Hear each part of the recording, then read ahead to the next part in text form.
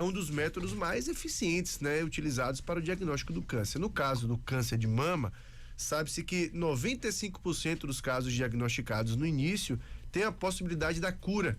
E a gente vai conversar agora com a médica mastologista, cirurgiã e membro titular da Sociedade Brasileira de Mastologia e integrante também da equipe GBO, doutora Jéssica Portela. Doutora Jéssica, muito bom ter aqui conosco, viu? Agradecer a disponibilidade de vir bater esse papo com a gente. E vou começar justamente pedindo para a senhora explicar o que é a detecção precoce, o que é que a gente pode determinar como detecção precoce e de que forma que ela pode ser essa aliada também importante no tratamento posterior a essa detecção do câncer. Muito bom tê-la aqui conosco, um ótimo dia. Bom dia. Eu sempre falo da importância desse Outubro Rosa, porque no dia a dia a gente realmente vê a dificuldade das pacientes, até o medo de passar em consultas. Então esse Outubro Rosa, a gente vem falando justamente isso, da importância da prevenção do câncer de mama e o seu diagnóstico precoce. A gente considera um diagnóstico precoce quando a gente descobre a doença antes mesmo da paciente ter algum sintoma. Então vamos supor, através da mamografia a gente consegue detectar nódulos em que a gente não palpa. Então vamos supor, nódulos de 1 centímetro, 1,5 centímetros, que a gente não conseguiria no autoexame detectar. Através da mamografia a gente consegue. Então, com esse diagnóstico precoce, a gente consegue um tratamento adequado e com uma taxa de cura, como você falou, muito alta.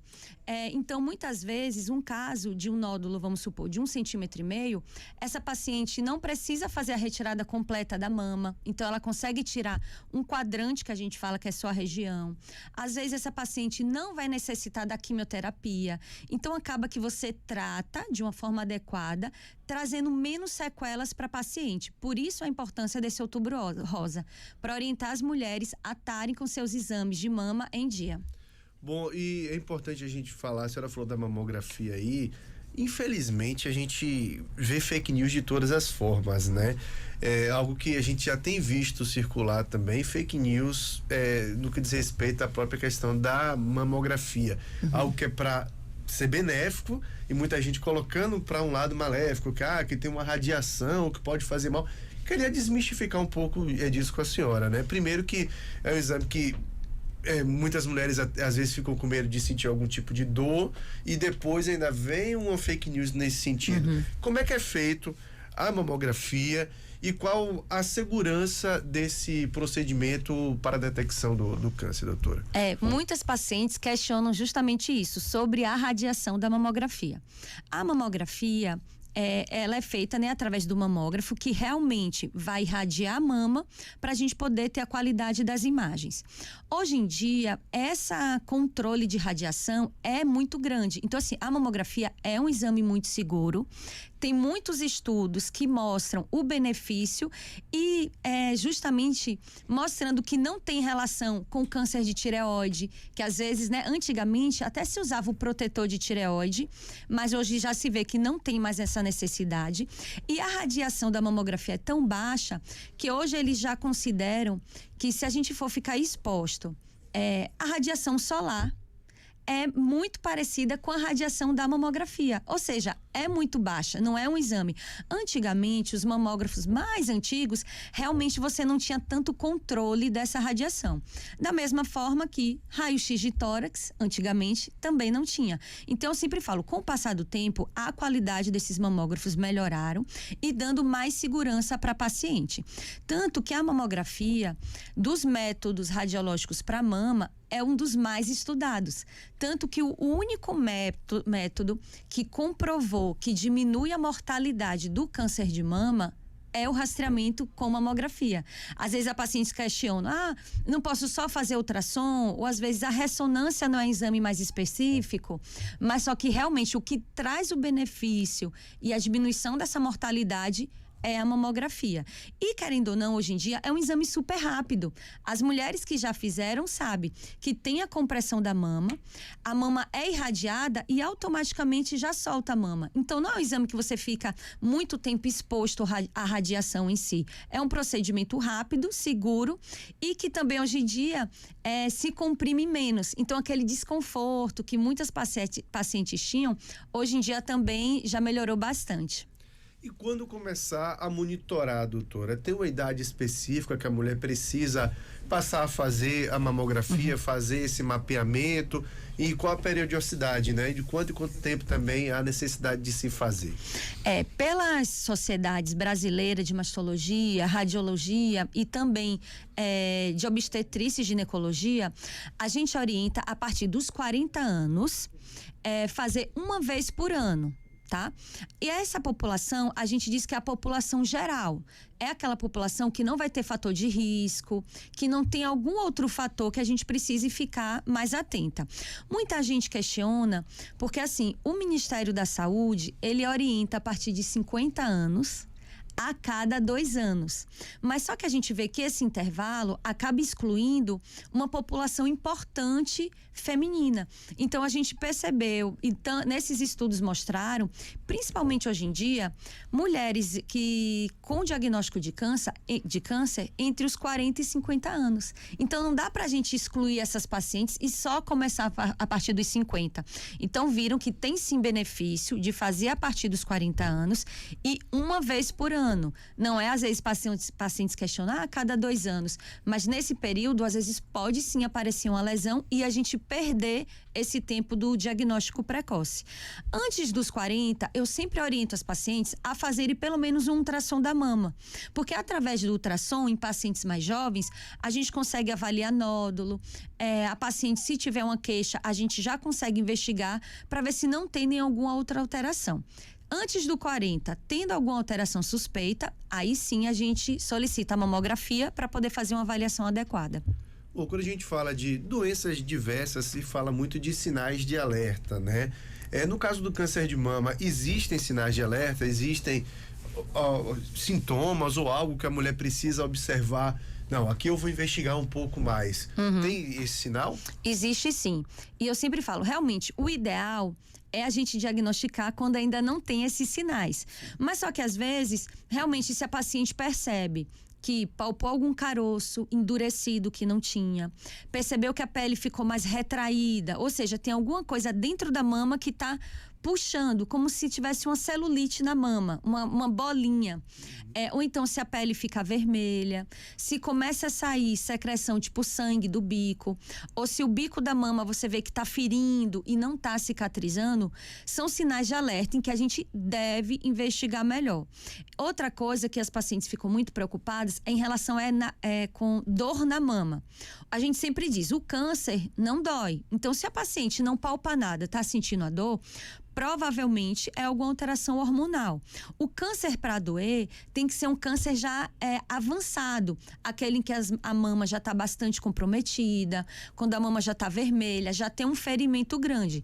Mas naqueles casos de nódulos pequenos, a mama não dói, que eu sei que muitas vezes as mulheres ficam preocupadas com o desconforto da mama, mas os sinais de alerta estão mais associados realmente a nódulos, vermelhidão na mama, secreções do bico, vermelha, que a gente precisa avaliar melhor.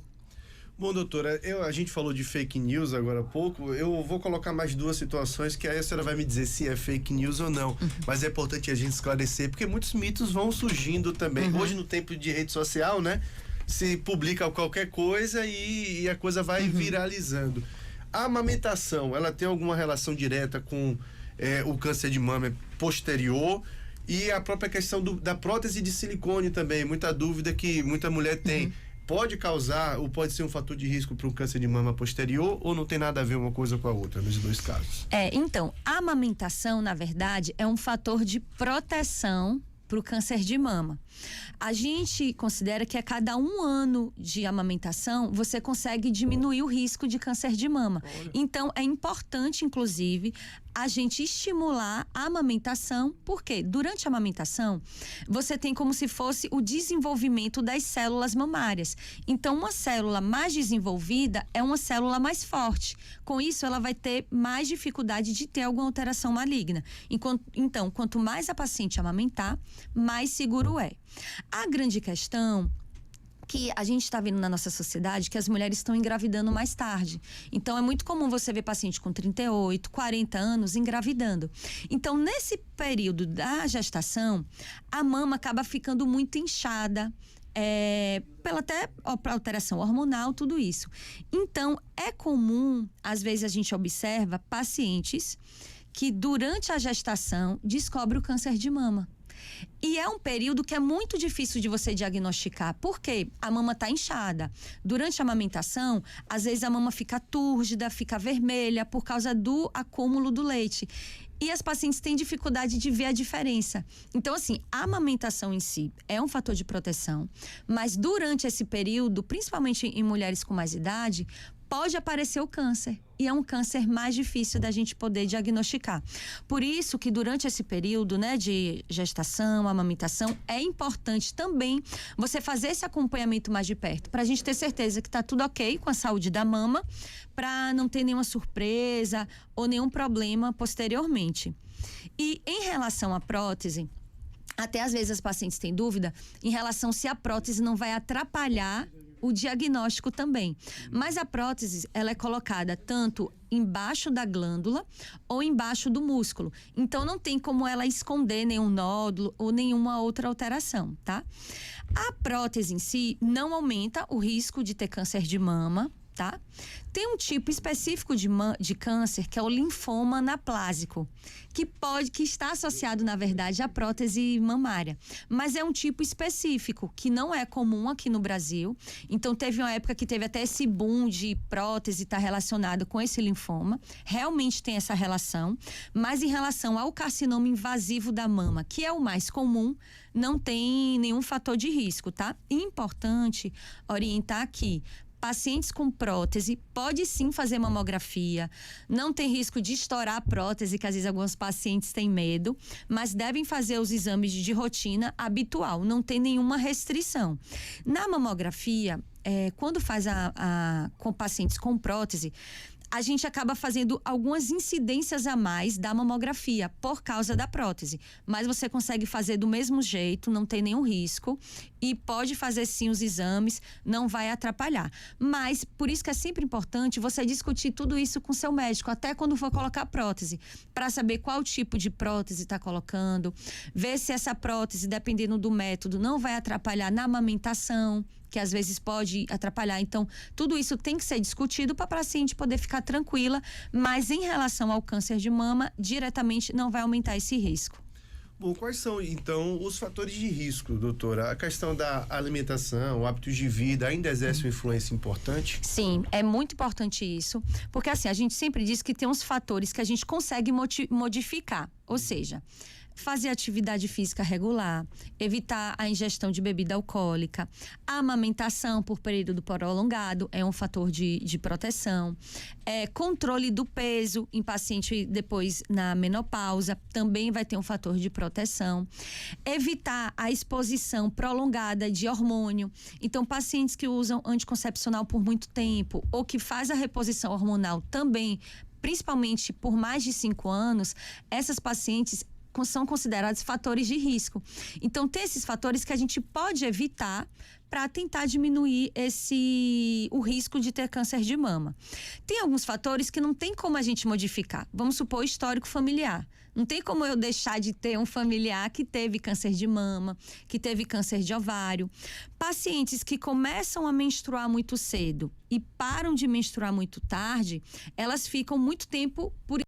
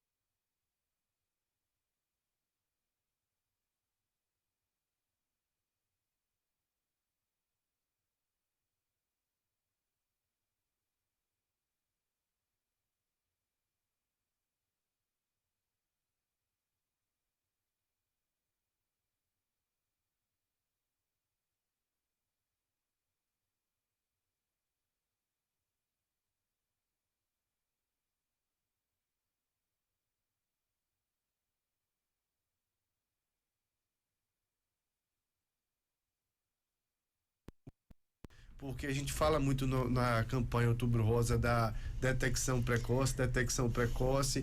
Eu digo sempre que seguro morreu de velho, né? Sim. Então, tá com a pulguinha atrás da orelha de alguma forma, quer antecipar um pouco, acho que não tem contraindicação em antecipar um pouco, né, doutora?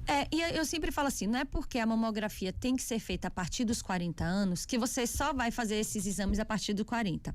É indicado que mulheres a partir dos 25 anos passem consulta com um mastologista. Por quê? Justamente para fazer uma avaliação desses fatores de risco que eu falei.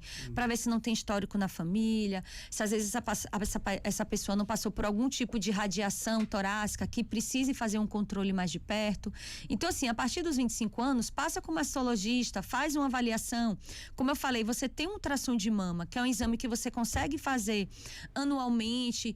Como você falou, sentiu alguma coisa diferente? Eu sempre falo, a gente mulher conhece nossa mama. A gente sabe quando tem alguma coisa de diferente. Ficou na dúvida? Passa com um especialista para avaliar.